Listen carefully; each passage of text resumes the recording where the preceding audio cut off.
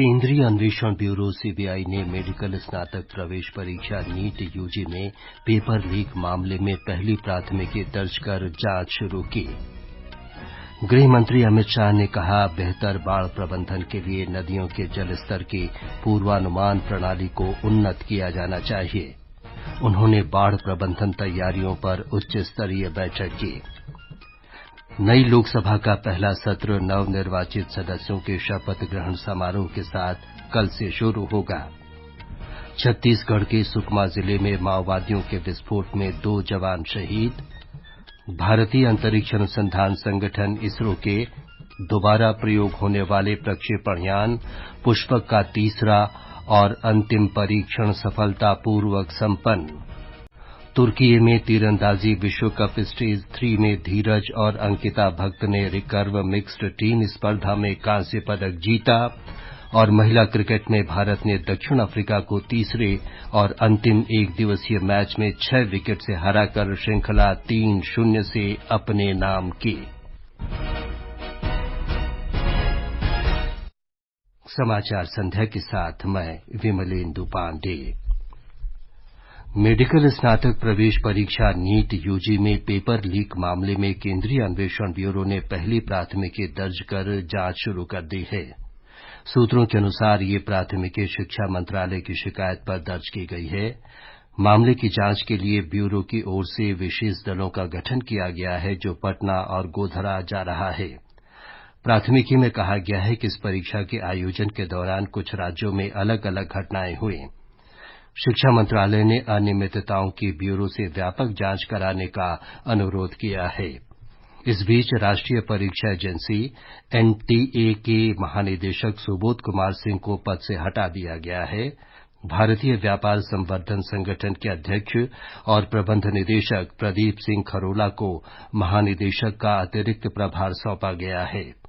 इस वर्ष परीक्षा में कृपांक पाने वाले 1563 विद्यार्थियों की पुनर्परीक्षा आज हुई। इसमें सिर्फ 813 अभ्यर्थी परीक्षा में शामिल हुए, जबकि 750 विद्यार्थी अनुपस्थित रहे। इस मामले में बिहार पुलिस द्वारा गिरफ्तार किए गए 6 आरोपियों को आज पटना में आर्थिक अपराध इकाई की अदालत में पेश किया गया। इन्हें कल झारखंड के देवघर से गिरफ्तार किया गया था। इससे पहले आर्थिक अपराध इकाई ने इस मामले में बिहार से 13 लोगों को गिरफ्तार किया था। विश्वविद्यालय अनुदान आयोग के अध्यक्ष एम जगदीश कुमार ने आकाशवाणी समाचार से बातचीत में कहा कि सरकार नीट परीक्षार्थियों के सुरक्षित भविष्य के लिए अनेक कदम उठा रही है।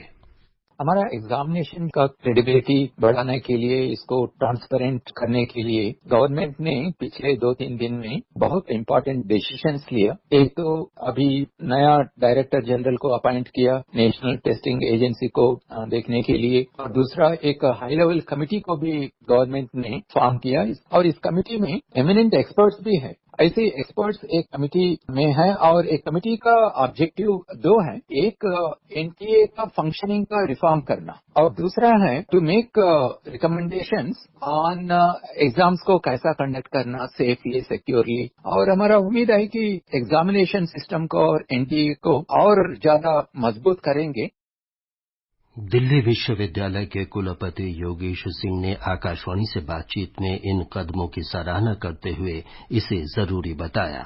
जो भी आवश्यक कदम है वो शिक्षा मंत्रालय उठा ही रहा है और छात्रों के भविष्य से कोई खिलवाड़ नहीं होने दिया जाएगा। सबको विश्वास रखना चाहिए सरकार के ऊपर, शिक्षा मंत्रालय के ऊपर। और जहां तक एनटीए की बात है तो उनके चीफ को अभी बदला गया है और भी जो कार्रवाई होगी वो की जाएगी। मुझे ऐसा लगता है कि एक विश्वास का माहौल बहुत जल्दी ही बनेगा और फिर से एक फेयर, ट्रांसपेरेंट जो सिस्टम है उस पर भरोसा कायम होगा।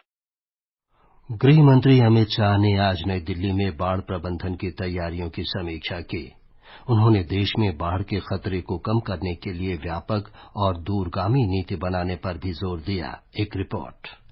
बैठक के दौरान श्री शाह ने संबंधित विभागों को सिक्किम और मणिपुर में हाल ही में आई बाढ़ का विस्तृत अध्ययन करने और गृह मंत्रालय को एक रिपोर्ट सौंपने का निर्देश दिया। उन्होंने कहा, पूर्वोत्तर में कम से कम 50 बड़े तालाबों का निर्माण किया जाना चाहिए ताकि ब्रह्मपुत्र नदी के पानी को उन तालाबों में संग्रहित किया जा सके। उन्होंने कहा कि इससे कृषि, सिंचाई और पर्यटन को मदद मिलेगी और स्थानीय अर्थव्यवस्था को फायदा होगा। गृह मंत्री ने सभी राज्यों और केंद्र शासित प्रदेशों से बाढ़ प्रबंधन के लिए राष्ट्रीय आपदा प्रबंधन प्राधिकरण की ओर से जारी सलाह को समय पर लागू करने की अपील भी की है। भूपेंद्र सिंह, आकाशवाणी समाचार, दिल्ली।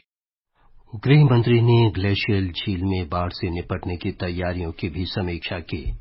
उन्होंने राष्ट्रीय आपदा प्रबंधन प्राधिकरण और पर्यावरण, वन और जलवायु परिवर्तन मंत्रालय को जंगल की आग की घटनाओं को रोकने के लिए एहतियाती कदम उठाने का भी निर्देश दिया। नई लोकसभा का पहला सत्र कल से शुरू होगा। सत्र के दौरान नवनिर्वाचित सदस्यों को शपथ दिलाई जाएगी। एक रिपोर्ट।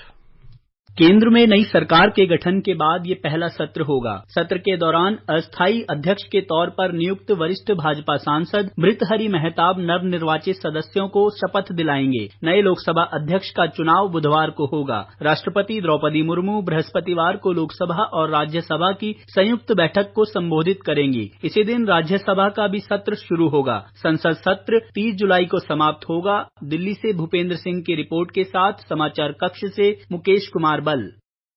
ये समाचार आकाशवाणी से प्रसारित किए जा रहे हैं। ये आकाशवाणी है। छत्तीसगढ़ के सुकमा जिले में आज हुए आईईडी विस्फोट में कमांडो बटालियन कोबरा के 2 जवान शहीद हो गए। ये घटना दोपहर बाद लगभग 3 बजे हुई। पुलिस ने बताया कि घटना के समय सुरक्षाकर्मी सिलगीर कैंप से टेकलागुडम कैंप की ओर जा रहे थे।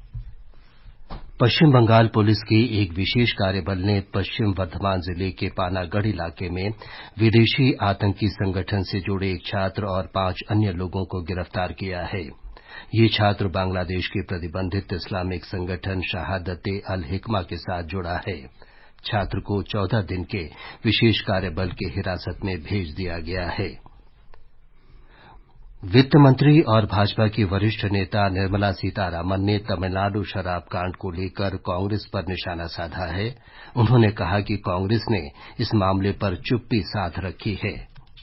गैर कानूनी लिकर के वजह से 56 लोग का मौत हुआ और 200 से ज्यादा लोग आज भी हॉस्पिटल में इलाज ले रहे हैं। कांग्रेस अध्यक्ष मल्लिकार्जुन खड़गे जी या राहुल गांधी जी एक भी बयान आज तक नहीं दिए। बिल्कुल मैं डिमांड करती हूँ इस पूरे मामले को सीबीआई के हाथ में सौंपना चाहिए। भारतीय अंतरिक्ष अनुसंधान संगठन इसरो ने कहा है कि दोबारा प्रयोग होने वाले प्रक्षेपण यान पुष्पक का तीसरा और अंतिम परीक्षण आज सफलतापूर्वक पूर्ण हुआ। ये परीक्षण आज सुबह कर्नाटक के चित्रदुर्ग में वैमानिकी परीक्षण परिसर में किया गया। इससे प्रक्षेपण लागत में कमी आएगी और भविष्य में अंतरिक्ष अनुसंधान कार्यक्रम को उन्नत बनाने में सहायता मिलेगी। नवीन और नवीकरणीय ऊर्जा मंत्री प्रहलाद जोशी ने सफल परीक्षण के लिए भारतीय अंतरिक्ष अनुसंधान संगठन की सराहना की है। श्री जोशी ने कहा कि संगठन की ये सफलता अंतरिक्ष अन्वेषण में देश को नई ऊंचाई पर ले जाएगा। ये समाचार हमारी वेबसाइट newsonAIR.gov.in/हिंदी और हमारे mobile app news on AIR पर भी उपलब्ध हैं। नए आपराधिक कानून यानी भारतीय न्याय संहिता 2023, भारतीय नागरिक सुरक्षा संहिता 2023 और भारतीय साक्ष्य अधिनियम 2023 1 जुलाई 2024 से लागू हो रहे हैं। नए कानूनों के बारे में जानने के लिए NCRB संकलन of criminal laws mobile app को प्ले स्टोर या ऐप स्टोर से डाउनलोड करें। समाचार संध्या में आपका फिर स्वागत है। अपराध न्याय प्रणाली व्यवस्था में भारत के प्रगतिशील पद से संबंधित एक सम्मेलन आज चेन्नई में हुआ। इसमें 1 जुलाई से 3 नए अपराध कानूनों के प्रभावी होने पर चर्चा की गई। विधि मंत्री अर्जुन राम मेघवाल ने कहा कि औपनिवेशिक शासकों ने भारतीयों को दंडित करने के लक्ष्य से भारतीय दंड संहिता का निर्माण किया था।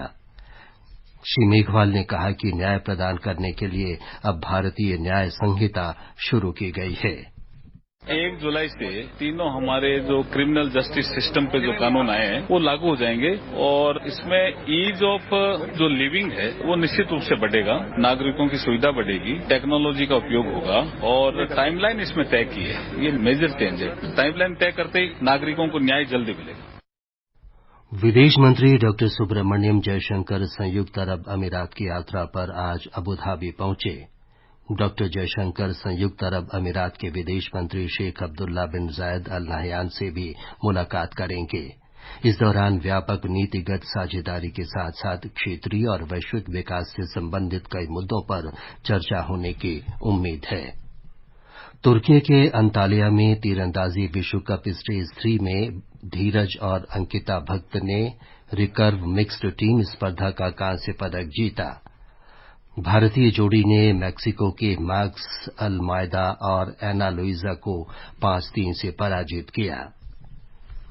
महिला क्रिकेट में भारत ने तीसरे और अंतिम एक दिवसीय मैच में दक्षिण अफ्रीका को 6 विकेट से हराकर श्रृंखला 3-0 से जीत ली है। बेंगलुरू में भारत ने 216 रन का लक्ष्य 41वें ओवर में ही हासिल कर लिया। इससे पहले दक्षिण अफ्रीका ने 8 विकेट पर 215 रन बनाए। गुजरात के गांधीनगर जिले में राष्ट्रीय रक्षा विश्वविद्यालय में आज ओलंपिक अनुसंधान और शिक्षा केंद्र का उद्घाटन किया गया। ओलंपिक संघ की अध्यक्ष पीटी उषा ने कहा कि ये भारतीय खेल में ज्ञान, नवाचार और प्रदर्शन के केंद्र के रूप में काम करेगा। उन्होंने कहा कि इस केंद्र में ओलंपिक से जुड़े डेटा, प्रशिक्षण पद्धतियों, खेल विज्ञान और खिलाड़ियों के विकास से जुड़ी जानकारी होगी।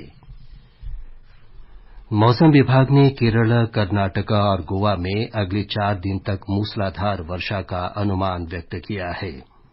तमिलनाडु, महाराष्ट्र और गुजरात के कई हिस्सों में भी ऐसी ही स्थिति बनी रह सकती है।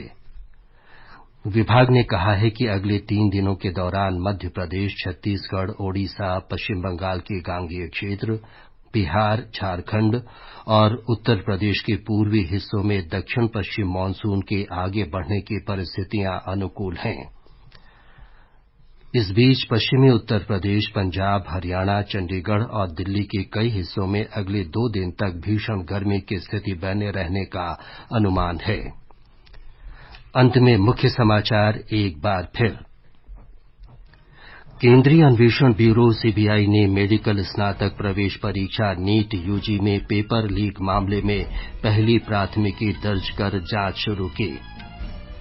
गृह मंत्री अमित शाह ने कहा, बेहतर बाढ़ प्रबंधन के लिए नदियों के जल स्तर की पूर्वानुमान प्रणाली को उन्नत किया जाना चाहिए। उन्होंने बाढ़ प्रबंधन तैयारियों पर उच्च स्तरीय बैठक की।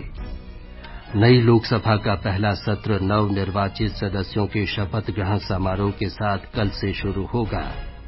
छत्तीसगढ़ के सुकमा जिले में माओवादियों के विस्फोट में 2 जवान शहीद और भारतीय अंतरिक्ष अनुसंधान संगठन इसरो के दोबारा प्रयोग होने वाले प्रक्षेपण यान पुष्पक का तीसरा और अंतिम परीक्षण सफलतापूर्वक संपन्न। इसके साथ ही समाचार संध्या का ये अंक समाप्त हुआ। नमस्कार।